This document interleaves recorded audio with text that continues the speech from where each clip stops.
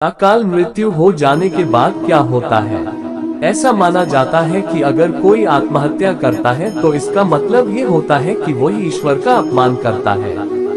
वहीं जिन लोगों की मृत्यु प्राकृतिक रूप से होती है, उन लोगों को 3 या फिर 10 या फिर 13 या फिर 40 दिनों के भीतर ही दूसरा शरीर प्राप्त हो जाता है।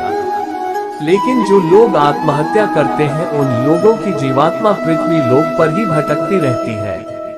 ऐसा माना जाता है कि ये आत्मा तब तक पृथ्वी लोक पर भटकती है जब तक वह आत्मा प्रकृति के द्वारा जो उसका निर्धारित जीवन चक्र है उसको पूरा नहीं कर लेती है। इस अवस्था में जो जीवात्मा होती है उसे अगति कहा जाता है। ऐसे में न तो जीवात्मा को स्वर्ग लोक की प्राप्ति होती है और न ही नरक लोक की प्राप्ति होती है।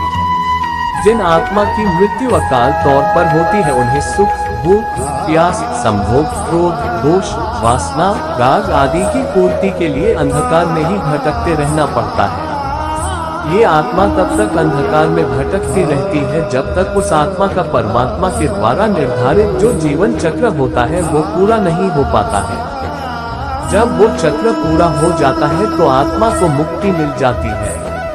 प्राकृतिक रूप से मरने वाले लोगों को सीधे मोक्ष की प्राप्ति होती है, लेकिन कुछ लोगों की प्राकृतिक मृत्यु नहीं होती है, जैसा कि अभी हमने आपको ऊपर बताया। तो उन लोगों की जो आत्मा है वो भटकती रहती है।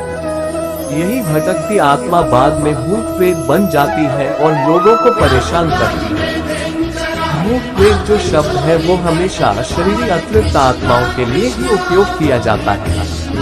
इस स्थिति में होता क्या है कि मनुष्य का शरीर तो नष्ट हो जाता है, लेकिन उसकी आत्मा का संसार से बंधन बंधा ही रहता है। जब कोई इंसान मरता है तो सबसे पहले उसके हाथ पैर सुन्न हो जाते हैं, इसके बाद उसका शरीर सुन्न हो जाता है और सबसे अंत में व्यक्ति के मस्तिष्क से हृदय का जो संबंध है वो टूट जाता है। फिर जो जीवात्मा होती है वो शरीर से निकल जाती है। जब कोई व्यक्ति जहर खाने से, अचानक चोट लगने से, शरीर के जल जाने से या फिर किसी अन्य दुर्घटना की वजह से मृत्यु को प्राप्त हो जाता है तो उन्हीं की आत्माएं जो होती हैं वो भूत प्रेत बन जाती हैं। यही वो स्थिति होती है जिसमें व्यक्ति का शरीर तो नष्ट हो जाता है, परंतु जो आत्मा होती है वो वहीं आसपास भटकती रहती है या फिर शरीर के किसी हिस्से के पास में ही रहती है।